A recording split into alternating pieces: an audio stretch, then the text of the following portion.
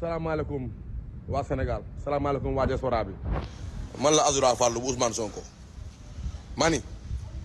yéen waa APR yi di duul di génn dem si plateau yi ba Bassirou Diomaye Faye gagné ba léegi yéen a ngi tiit di duul di saw seen tuba yi bàyyi leen duul